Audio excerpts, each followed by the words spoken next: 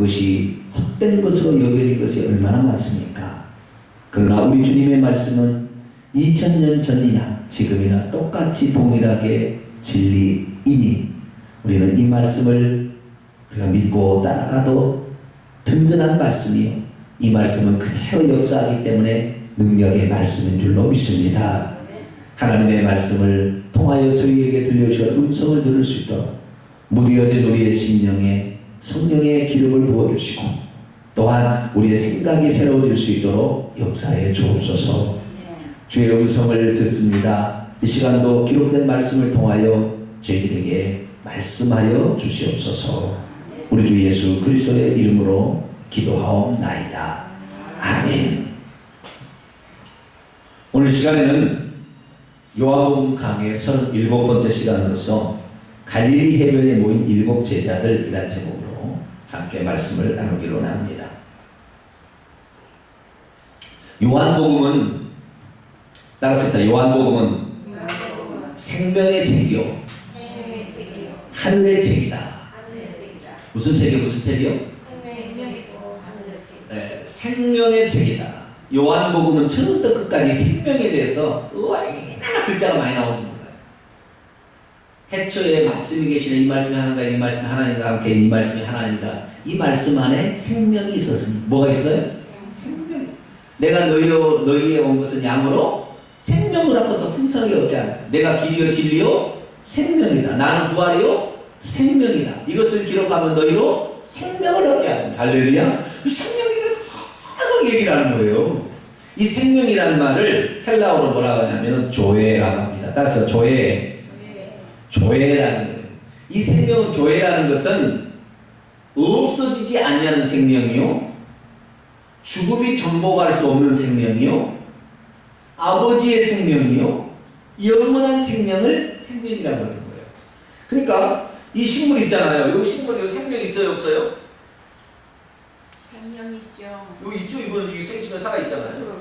이것도 다 생명이 있으니까 지금 살아 있잖아요, 그죠? 이게 죽어버리면 말라 그럴 텐데 이것도 생명이 있긴 있으나 이것은 생명이라 하지 않아요. 이것은 생명의 모형일 뿐입니다. 이걸 통하여 진짜 생명이 있다라는 사실을 알라 그런 거예요. 아시겠죠? 할렐루야. 이 생명체는 생명을 유지하려면 반드시 뭔가 먹어야 됩니다. 물도 먹어야 되고 영양분도 먹어야 되고 공기도 마셔야 되고 자우지가 먹어야 돼요. 이 생명이 마찬가지예요. 하나님의 생명도 우리가 하나님의 생명을 유지하려면 오늘도 하나님 말씀을 먹어야 되는 거예요. 할렐루야. 그래서 우리가 이 생명이 뭔지를, 이 생명은 원래 이 우주 안에는 없었어요. 어디서 왔어요? 하나님으로부터 온 거예요. 하나님만 그 생명을 가지고 있었죠. 그래서 하나님부터 그 생명을 가지고 와서 이 땅에 그 생명이 어떤 것인지를 잠깐 식물 생명과 동물 생명을 통하여 깨닫고, 아, 생명을 진짜 죽지 아니하는 생명. 식물은 죽잖아요, 그죠? 사람도 죽어요, 동물도 죽고. 근데 죽지 아니하는 생명이 하나님께 있다. 이것을 너희들이 알라. 그리고 이 생명을 보여준 거예요. 그러니까 우리가 이 세상에 있는 생명을 통하여 영원한 생명이 있음을 깨닫게 될 때 이건 제대로 하는 거예요. 그런데 세상 사람들은 이런 식물들을 보고서 아유 예쁘다 아름답다 그러지 영원한 생명이 있을까? 그 생각할까요? 네? 생각이 안 해요. 교회에 가면 영원한 생명이 있을 생각 안 해요. 못해요. 못하게 돼 있다고요. 그냥 아유 아름답다 그러고 살 뿐이에요. 그러니까 이 하나님의 말씀이 이 생명이 영원한 생명이 있다고 유일하게 가르쳐준 건 뭐밖에 없어요? 성경책밖에 없어요. 그래서 하나님께서는 당신을 계시하는 2가지 방식이 있어요. 몇 가지 방식이 있다? 2가지 방식이 있는데 하나는 자연 계시라는 방식이 있고 하나는 특별 계시라는 방식이 있어요. 자연 계시라는 것은 자연 만물을 통하여 하나님이 계실 것 같다라는 어렴풋한 계시가 나오는 거예요. 다시 말해서 식물을 통하여 살고 죽는 것이 있으니까 죽음과 생명이 있다는 것을 간접적으로 아는 거죠. 그죠? 영원한 죽음과 영원한 생명이 있다는 걸 알게 되고, 그 다음에 봄, 여름, 가을, 겨울을 통하여 뭐예요? 아, 4계절이 있다. 그리고 아침에 보더라도 컴컴한 어두움부터 시작해서 새벽녘, 동틀녘, 새벽에서 밝아오는 빛이 태양이 가득한 환한 것도 다시 어두움, 빛과 어둠이 왔다 갔다 하면서 아, 어둠의 영의 세계가 있고 빛의 세계가 있다는 것을 가르쳐 주는 거예요. 그래서 자연 만물을 돌아가는 것을 통하여서 질서가 있고 거기에 생명이 있고 빛과 어둠과 생명과 사망의 싸움이 있다는 사실을 간접적으로 알게 해준 것을 자연계시라 그렇게 얘기합니다. 그런데 자연계시만 가지고서는 하나님을 제대로 알 수 없어요. 어느 정도는 이 모든 것을 보세요. 봄, 여름, 가을, 겨울인데 봄, 여름, 가을, 다시 여름, 봄 이렇게 배울 수 있어요? 없어요?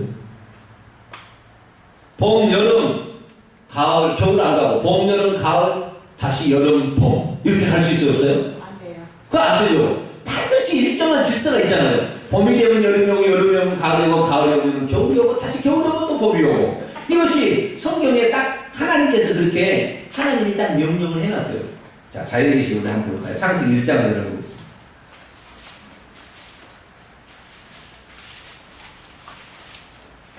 창세기 1장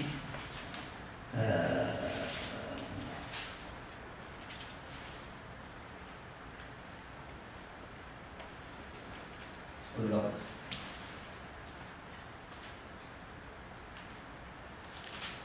창세기 1장. 네?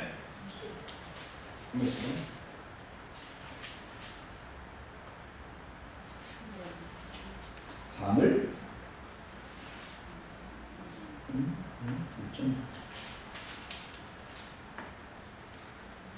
자, 1장 18절을 봐야 되겠어요. 아니, 16절.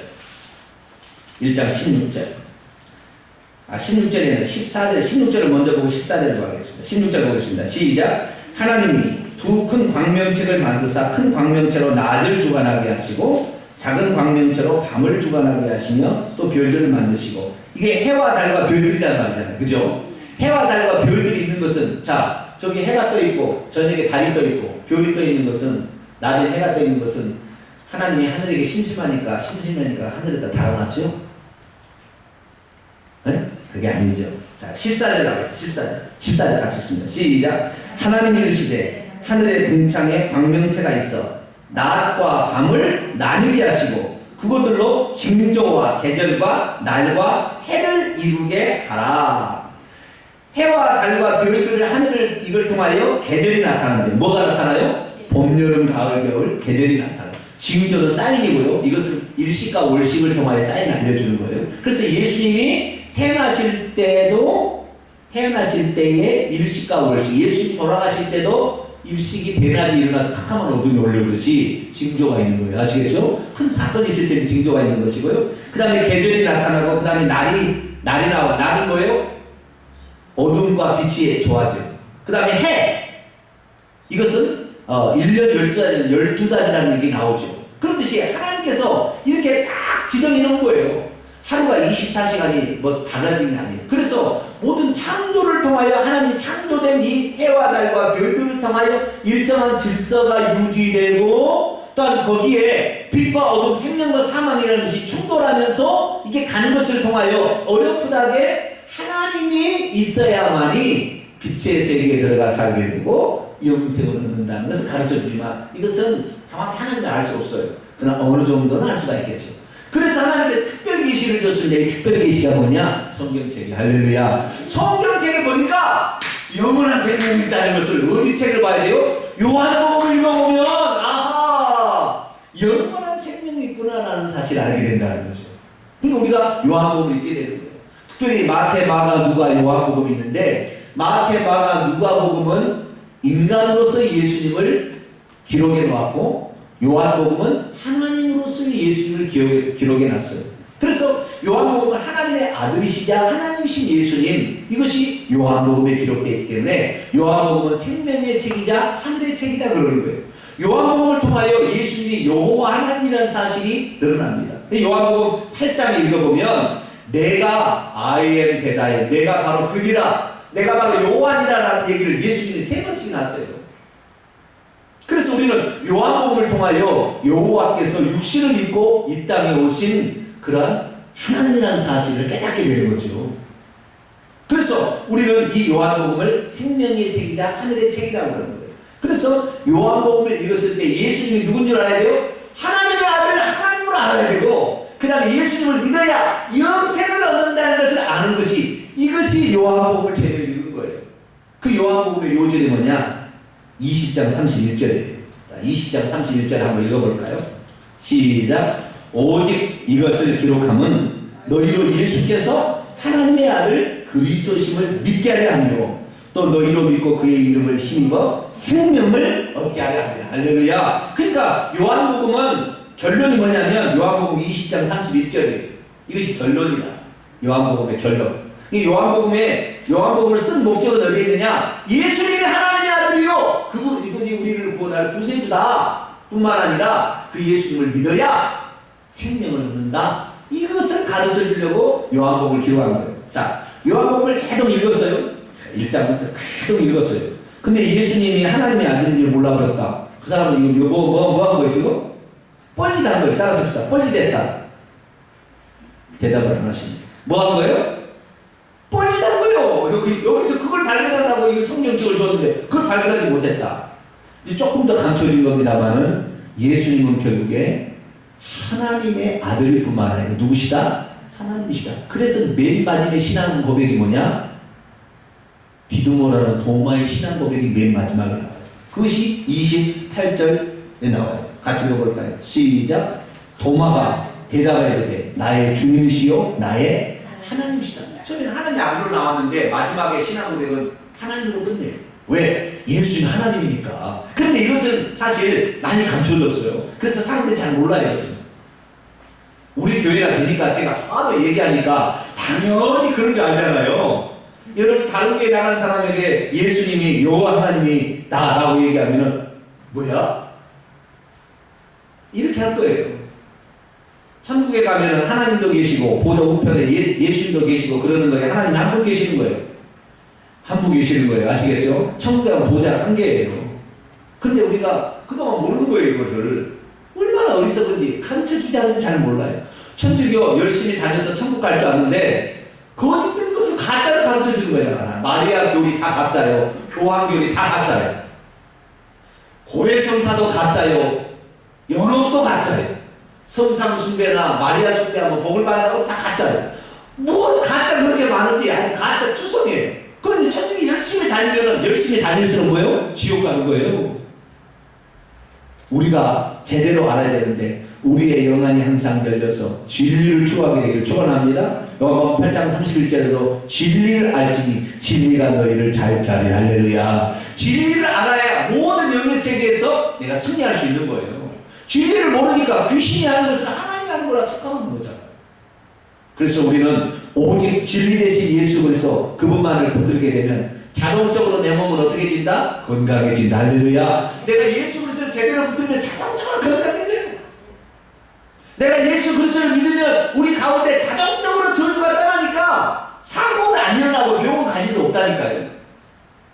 한번 생각해 보세요. 예전과 지금을 비교해 보시라고 병원에 갈 일이 이렇게 생각해 보세요. 차이가 나는 거예요. 물론 사람이 육체가 약해서 병원을 자주 가야 될 그런 특별한 경우도 있습니다만 보편적으로 따질 때 예수 그리스도를 믿으면 건강하게 사는 겁니다. 할렐루야. 예수 그리스도를 살게 되면 저주가 떠나기 때문에 소문하는 모든 일에 복이 많은 거예요. 그래서 우리가 오늘보다는 내일 더 나은 삶을 살게 되는 것. 이것이 예수 믿는 기쁨이죠. 그래서 요한복음은 바로 예수님이 하나님의 아들이자 하나님이시다 라고 결론을 내주고 예수 그리스도를 믿어야만 이 세상에 탈출하여 영생의 나라인 생명을 이 땅이 뭐냐면요 콩을 얻기 위해서 예수님이 천국의 말씀에 씨를 뿌려가지고 콩알을 얻어서 콩만 가지고 갈 거예요. 천국에 드리려고. 천국 곡간이 그 곡식을 저장 창고인데 여기서 그런데 많은 사람들이 여기에서 죽은 시체를 놓고 거기다가 비는 거 하면 뭐예요? 콩대를 놓고 거기다가 비는 거하고 마찬가지예요. 주인은 콩대를 얻기 위해서 그 콩을 심는 게 아니라고요. 콩알을 얻기 위해서 콩을 심는 거예요. 할렐루야.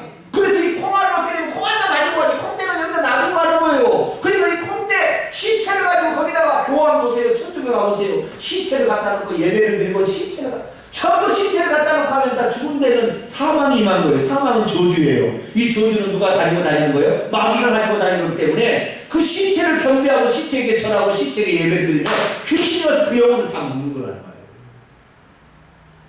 그러니까 우리는 꼭 뭐냐? 생명만을 붙들어야 됩니다. 할렐루야. 이 생명은 영원한 생명, 이 생명을 주신 그분. 그래서 우리 그 생명을 얻으면은 이 영혼이 생명을 얻어서 영혼이 쏙 빠져나가서 천국에 쏙 가고 이 껍데기를 이 땅에 남고 불쏘시개가 되는 거예요. 자, 그러면 요한복음 이제 쓸 거 다 썼어요. 그러면은 문 닫아야 된다. 그잖아요. 요한복음을 쓴 목적이 이거니까 이제 닫아야 돼. 그런데 21장에 하나 더 있네.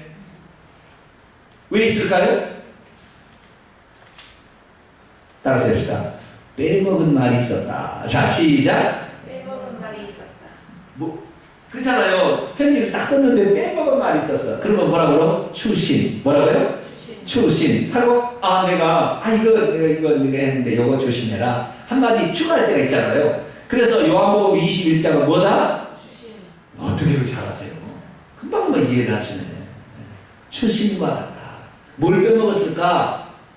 뭘 빼먹었을까? 그 빼먹은 것을 여기서 얘기하고 있는데요. 빼먹은 것은요, 세 가지예요, 세 가지. 몇 가지요? 세 가지. 첫째, 주제를만 가르칠게요. 첫째는 회복하고 싶어서 그렇고요. 둘째는 사명을 고취하기 위해서 그렇고요. 세 번째는 오해를 불식시키기 위함에서. 첫째, 회복이라는 것은 예수님의 제자들이 예수님을 만났고 부활하신 예수님을 몇 번 봤지만 항상 곁에 있지 않기 때문에 긴가민가 뭐라고요? 긴가민가 이렇게 하고 있었을 때 확실하게 그들을 부활하신 예수님을 그들에게 보여주어서 확실하게 부활의 사건을 부활하신 주님을 확인시켜 준과 동시에 그들을 새롭게 출발할 수 있도록 회복시키기 위한 예수님의 방문을 일부러 기록할 필요가 있었다는 거예요. 아니, 더 기록할 필요가 있었다는 거예요. 그 다음에 두 번째는 뭐냐면 사명고치예요. 베드로가 예수님을 몇 번 부인해요? 언제요? 새벽에. 언제요? 새벽에. 그때 추웠어요? 안 추웠어요? 네? 그때 추웠어요? 안 추웠어요? 어떻게 알아요? 네? 숯불을 쬐고 있었죠? 네? 그때가 추웠는데, 새벽 시간에 추웠는지 안 추웠는지 어떻게 하냐면은 숯불을 쬐고 있었다는 것에 상당히 쌀쌀했던 날씨였다고 보여줍니다. 여러분, 요즘처럼 많이, 지금은 좀 덜 더운 날에 숯불을 쬐고 있죠? 불가능한 이야기잖아요. 상당히 어디요? 으시시 추우니까 불을 피우는 거 아시겠죠? 네? 대지상에 그 마당에 숯불을 쬐어놓고 그렇게 쬐고 있었잖아요. 그 숯불이라는 단어가 정확히 본문에 나옵니다. 일부러 주님이 숯불을 만들어놓고 기다린 거겠어요. 왜? 베드로가 그때 주님을 모른다고 3번 부인했던 그 숯불 앞에서 부인했거든요. 불이 타면서 얼굴이 번쩍번쩍 할 때 그때 옆에서 3번 부인했기 때문에 다시 3번 네가 나를 사랑하냐는 말을 그 숯불 옆에서 다시 하세요. 그래서 베드로 하여금 너가 이제는 내 양을 먹이라 사명을 고취하기 위해서 두 번째 이 본문을 더 기록을 한 거고 세 번째는 당시에 소문이 났어요. 무슨 소문이 났냐면 사도 요한은 예수님이 죽을 때까지 예수님이 재림하실 때까지 사도 요한은 살아있을 것이라는 잘못된 소문이 났어요. 그래서 그 잘못된 소문을 교정할 필요가 있었어요. 그것은 그게 아니고 예수님이 재림할 때까지 사도 요한을 머물게 한다 할지라도 그것이 베드로 너에게는 무슨 상관이냐? 라는 그런 말이었어요. 그런데 그것이 와전되어서 예수님이 재림할 때까지 사도 요한은 죽지 않는다. 이런 얘기가 있었기 때문에 그게 아니다. 예수님은 그 말을 하신 게 아니다라고 정확히 가르쳐줄 필요가 있었어요. 그래서 세 가지 목적에 의해서 출신을 기록했으니 이것이 바로 요한복음 21장의 사건입니다. 오늘 본문 말씀은 첫 번째 회복에 관한 것만 오늘 말씀을 드립니다. 뭐만 말씀드린다고요? 회복이라는 것은 따라서 합시다. 회복이란 처음으로 돌아가는 것이다. 어디로 돌아가요? 처음으로 회복이라는 것은 내가 병들어 죽게 됐어요. 그럼 회복은 뭐예요? 건강할 때로 다시 돌아가는 거죠. 병들기 전으로 돌아가는 거예요. 아시겠죠? 첫사랑으로 돌아가는 것이듯이 회복이라는 것은 항상 처음으로 돌아감으로 회복이 되는 거예요. 아시겠죠? 사랑의 마음도 회복이 됐다는 것은 미워하니까 이혼하겠죠, 그죠? 근데 다시 회복이 되면은 처음 연애했을 때 감정으로 돌아가게 되면은 이혼하겠어요, 안 하겠어요? 오직 당신은 나의 태양. 그러지 않았어요? 네? 저도요, 우리 조경미 사모님을 얻으려고요, 광주에서요, 서울에서 광주까지 차를 타고 막 비례 타고 막 얼마나 내려간지 모른다니까요. 피곤했을까요? 안 피곤했을까요? 안 피곤해. 난 이상해 죽겠어요. 왜 이렇게 안 피곤했는지 그때는. 아니 서울하고 광주하고 무슨 키로가 뭐 한 390km가 된가요? 그런데 390km 얼마를 타도요 안 피곤해. 좋은 차였냐? 좋은 차도 아니었어요. 그래도 안 피곤해. 왜 안 피곤해요? 사랑의 마음이 있으면 엔돌핀이 여기 막 나오는 거예요. 사랑의 마음은 병자도 치유하는 거예요. 피곤도 없애주고. 그래가지고 말이죠. 지금 같았으면은요, 고속버스 타고 올라와. 그랬는데, 그때는 그렇게 안 했어요. 왜? 사랑하는 그런 마음이 있으니까. 근데 시간이 지나면서 점잖게 식어지려고 막 그래요. 사람은. 그래서 다시 처음으로 돌아가야 돼. 처음으로 돌아가야 돼. 항상 처음으로 돌아가게 되면 회복이 일어나는 거예요. 그래서 예수님께서는 처음으로 돌아가서 다시 말해서 예수님이 죽임을 당하는 그 순간 되면 벌써 제자들이 예수님을 버리고 도망쳐서 예수님 그렇게 붙잡고 예수님만 사랑한다 했는데 예수님을 버리고 도망친 게 얼마나 미안해요. 마음이 주님한테. 그렇게 될 것을 미리 아셨어요. 어떻게 아셨어요? 미리 아셨어요. 자, 마태복음 26장을 보겠습니다. 마태복음 26장.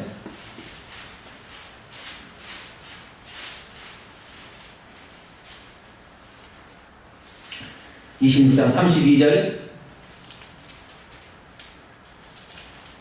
마태복음 26장.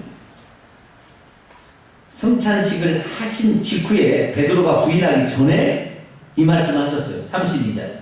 같이 읽습니다. 시작. 그러나 내가 살아난 후에 너희보다 먼저 갈릴리로 가리라.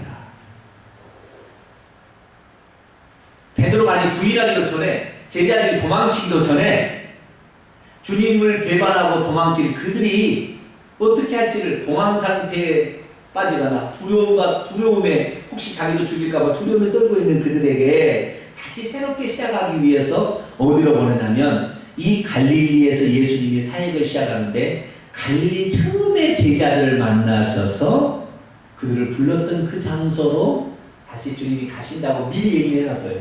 왜? 다시 시작하려고 주님을. 할렐루야. 우리는 때로 실패할 수 있어요. 우리는 때로 주님을 부인할 수 있고요. 주님의 뜻을 거역할 수 있으나 주님은 언제나 우리에게 다시 찾아오셔서 다시 시작해보자. 할렐루야. 그렇게 하신다. 자, 또 부활 때 또 하신 말씀 볼까요? 마태복음 28장. 부활하자마자 천사들이 막달라 마리아 여인들이 나타나 6명의 여인들이 나왔는데 이 여인들에게 하시는 얘기 중에 천사가 하는 얘기 중에 28장 7절 읽습니다. 시작. 또 빨리 가서 그의 제자들이 이르되 그가 죽은 자들 가운데서 살아나셨고 너희보다 먼저 어디로 가셔요? 베들레헴으로 가자.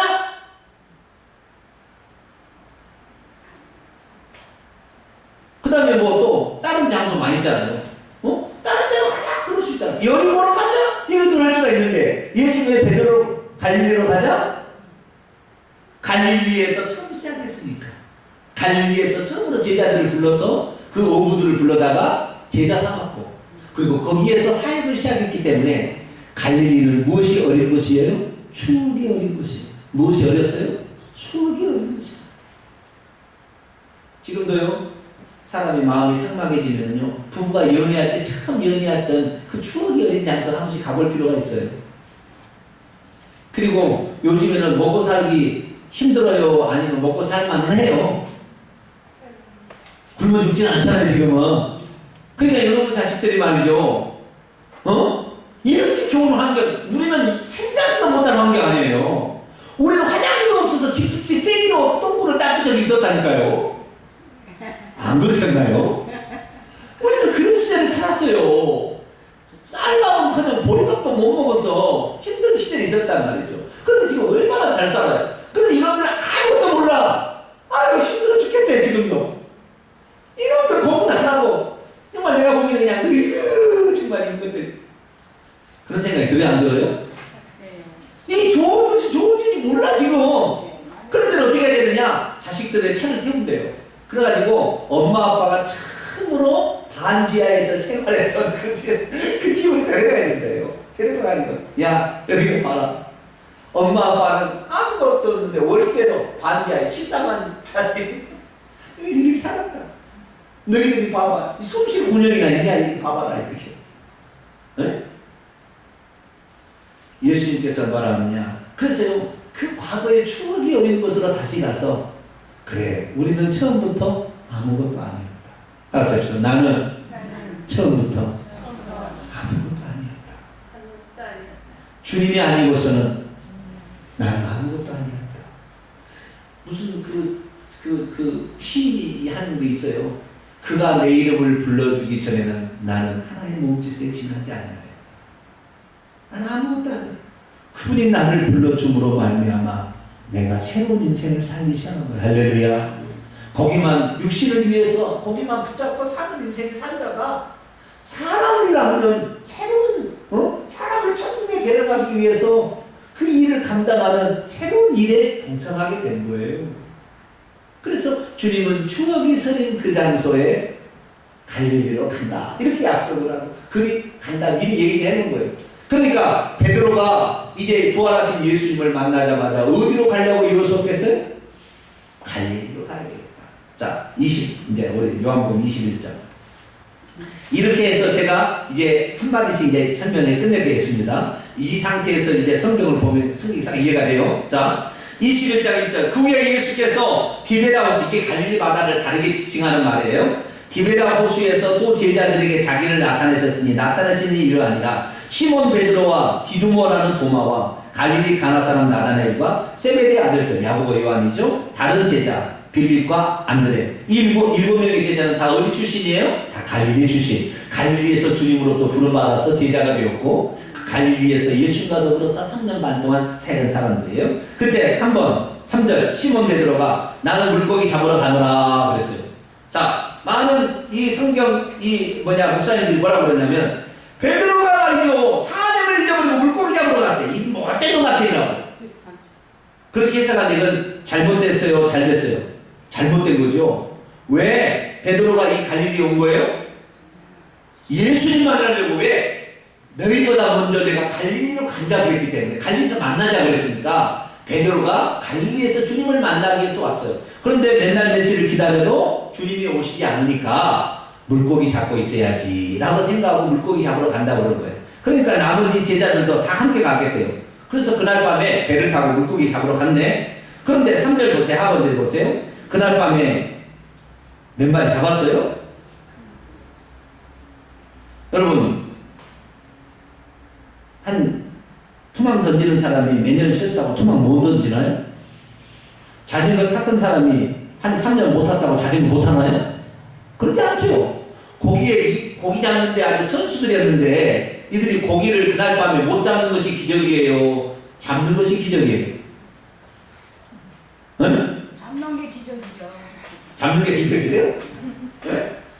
못 잡는 것이 기적이죠. 잡혀줘야 되는 거예요. 왜냐하면 고기 잡는데 이거리 났으니까 못 잡혀야 이것이 기적이라 당연히 잡게 돼 있다고요. 근데 그날 밤에 잡았어요? 못 잡았어요?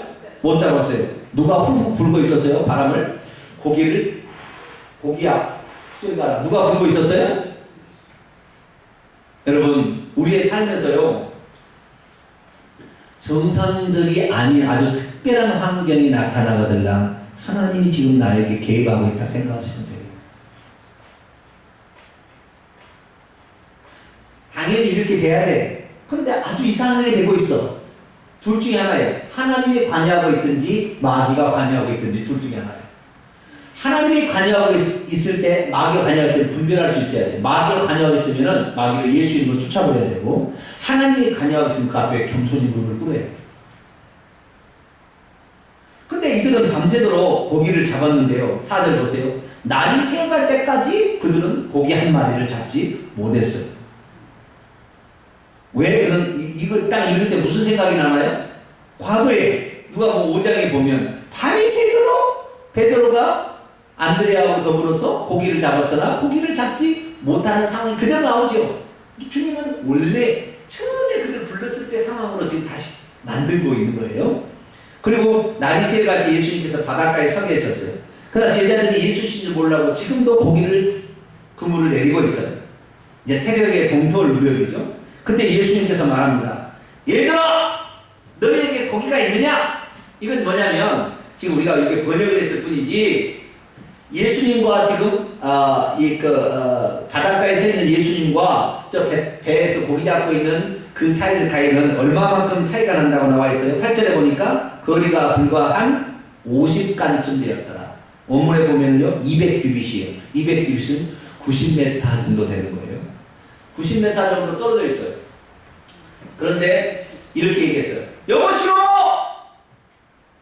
그 오른쪽에 던져보시오! 이렇게 얘기한 거예요. 아시겠죠? 멀리서 그런 음성이 들려오는 거죠. 그러니까 그들이 배 오른편에 그물을 던져봤어요. 그 얘기를 듣고. 그런데 그물이 찢어지도록 또 고기가 잡혔네. 똑같아. 옛날 생각나죠? 지금 3년 반 전의 이야기예요. 이야기가 지금. 주님은 꼭 옛날로 다시 돌아가요. 그래서 그물이 말아 그물을 들 수가 없었어요. 그런데 그때 딱 알아차린 사람이 있었어요. 누가? 예수님의 사랑하시던 제자 요한이. 그때 자기도 그 베드로 옆에 있었거든. 그래가지고 베드로가 나중에 고기가 너무 많으니까 더 하다가 해가지고 2배 가득 채워서 들어왔잖아요. 그렇기 때문에 요한이 그 딱 순간에 그 고기가 어마하게 잡힌 그 순간에 저건 주님이다라는 사실을 금방 알게 된 거예요. 그럼 다른 사람은 왜 몰랐을까요? 그게 주님인지 그분이? 첫째, 시력이 좀 안 좋은 거예요. 그죠? 네? 시력이 안 좋았다기보다는 자연적인 장애가 있었겠죠? 멀리 떨어졌기 때문에 희미하게 보였을 것이고, 아침에 가면 물안개가 피어오르기 때문에 사람 잘 안 보여요. 여러분 물안개 새벽에 가보셨죠? 낚시해본 사람 알아요. 새벽에 물안개가 올라오면 잘 안 보였을 것이고, 네. 멀리 있는 그 공간적인 장애가 있었죠. 그리고 그 새벽에 주님이 와서 자기들을 부를 거라고 생각지 않고 있었겠죠. 네. 어쨌든 이런 장애들이 있었습니다. 그런데 알아보는 사람이 있었으니 사도 요한이 오늘도 다 잘못된 가르침을 해도 제대로 가르치는 사람들이 있다니까요. 알아보는 사람이 있어요. 진리를 알아보는 사람이 있어요. 여러분은 진리를 들을 수 있는 귀가 있게 되기를 축원합니다. 정말 필요해요.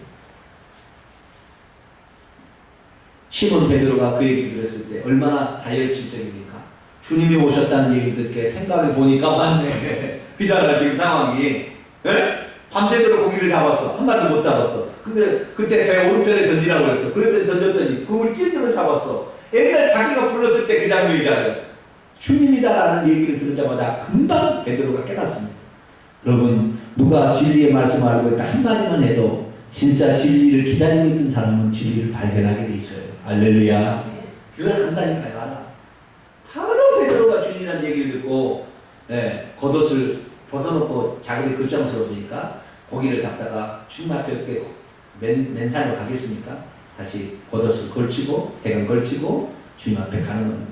물이 그다지 높지 않은 데를 갔는지 정확히 잘 모르겠어요. 그런데 저기 헤엄쳐 갔는지 허벅지만 이게 배까지 찬 데를 걸어갔는지를 잘 모르겠지만 저기 한 90m를 벌써 이 주님을 만나러 베드로가 갑니다.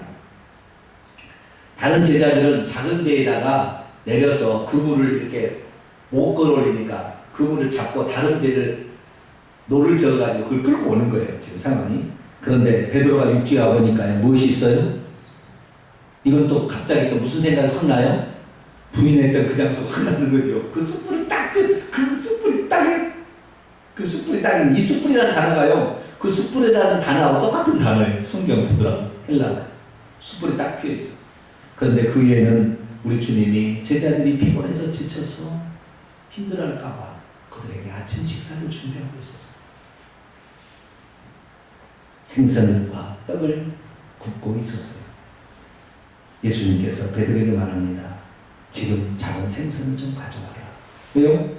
그 숯불에 놓여있는 생선 몇 마리일까요? 숯불에 생선이 몇 마리 놓여있어요? 글쎄요. 그죠? 안 가봐서. 네. 원문에 보면 한 마리예요. 원문에 보면 몇 마리? 한 마리. 떡도 몇 개? 한 개예요. 그러면 자 보세요. 과거에 빈들에서 5,000명이 있었을 때, 2만 명이 있었을 때 예수님은 5병이어를 갖다가 어떻게 했어요? 너희들 떡 가져오라 그랬어요? 너희들 고기 가져오라 이랬어요? 어떻게 했어요? 그때는 하늘으로 축사하시고 그것을 떼어서 줬는데 5,000명을 먹이고 계속 풍성의 이적을 행하셨잖아요. 그죠? 5병의 기적을 이렇게 행하셔서 2만 명을 다 먹였는데 이때는 주님께서 그렇게 기적을 행하시지 않으시죠. 그렇죠? 그리고 뭐예요? 너희들이 잡은 생선을 좀 가져와라. 이렇게 얘기합니다. 왜 그랬을까요? 그래서 그 다음 봅시다. 11절 시몬 베드로가 올라가서 그물을 육지에 끌어올리니 가득히 찬 큰 물고기가 153마리나 있었어요. 이같이 많으나 그물이 찢어지지 아니하였더라. 예수께서 이르시되 와서 아침 식사를 먹으라. 제자들이 주님이신 줄이 이제 다 알기 때문에 당신이 누구냐 감히 묻는 자도 없었어요. 예수님께서 가셔서 떡을 가져다가 떼어서 그들에게 찢어져 주셨어요. 무슨 장면이 갑자기 떠오를까요? 성만찬 시간이 다시 떠오르죠. 떡을 갖다가 떼어서 주는 거예요. 떡을 떼어주고 생선도 주셨는데 생선은 원래는 한 마리였으나 베드로가 가져오라고 해서 생선을 다시 구워서 생선을 더 주는 거예요. 자 보세요. 여기서 주님이 떡을 떼어서 주는 것은 내가 너에게 생명이다 라는 사실을 확증을 더 심어주는 거예요. 아시겠죠? 네, 확증을 더 심어줘요. 내가 너에게 생명이라는 확증. 그 다음에 생선을 갖다가 가져오라 이렇게 한 건 뭐냐면 자 봐라. 너희들이 내 말을 듣지 아니하고 네 스스로 능력을 가지고 고기를 낚기 위해서 그물을 던졌을 때 한 마리도 잡았느냐? 찾지 못했지. 그러나 내 말이 떨어지자마자 그 말을 순종했더니 고기 어떻게 잡혔냐? 어마어마하게 잡혔습니다. 그렇지. 너희들도 이제 세상에 나가서 세상의 사람을 고기를 잡는 사람으로 다시 너희들이 나가야 되는데 내 말을 듣지 않냐고 네 능력 갖고 행하면 고기 한 마리도 못 잡는다. 그러나 내 말을 듣고 순종하게 된다면 수많은 영혼들을 구원할 수 있을 것이다. 할렐루야. 그래서 일부러 주님께서는 이런 생산의 기적을 일으킬 수 있었으나 그때 생산의 기적을 일으키지 않냐고 주의 말씀에 순종했을 때에 그때의 기적을 맛보고 주의 말씀으로 주의 말씀에 앞에 가서 그대로 따라서 행했을 때에 그 땀과 노력을 통하여 하나님께서 얻게 하신다는 것을 우리에게 말해주고 있는 거예요. 근데 오늘날 얼마나 많은 사람들이 손 하나 까딱하지 않냐고 하나님께 밥 달라 물 달라 떡 달라 게을러 빠졌어요. 악하고 게으른 종이에요. 다 같이 해봅시다. 우리는 부지런하겠습니다. 뭐 한다고요? 부지런해야 돼요. 부지런해야 돼요. 어차피 썩어질 육신 몸보양 시켜봤자 어차피 썩어질 육신이에요. 이거 급진이 되게 하지 말고 꾸준히 주의하게 써야 돼요. 그러면 하나님께서 다 건강하고 채워주셔요. 할렐루야. 네. 그래서 떡을 가져오라 그렇게 했고 그 다음에 그들에게 이렇게 아침 식사를 주세요. 주님은 우리의 배고픔을 아신다 모른다? 주님은 우리 지쳐있는 걸 아신다 모른다? 그러나 주님은 우리의 실수를 여기지 아니하시고 다시 새롭게 시작해보자 하고 아무것도 아닌 그 상태로 다시 돌이킨 다음에 거기에서 다시 주의 말씀을 던져서 이제부터 내 말에 순종해서 가보면 너희들도 이제 세상 사람을 낳는 부부가 될 것이다. 할렐루야.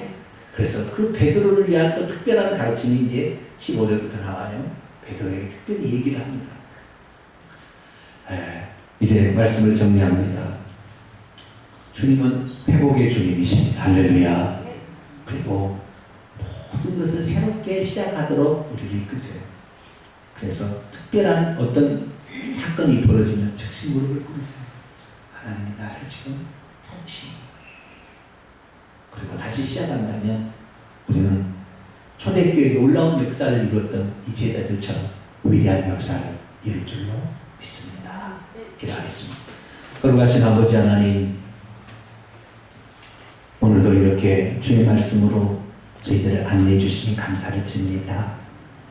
우리가 연약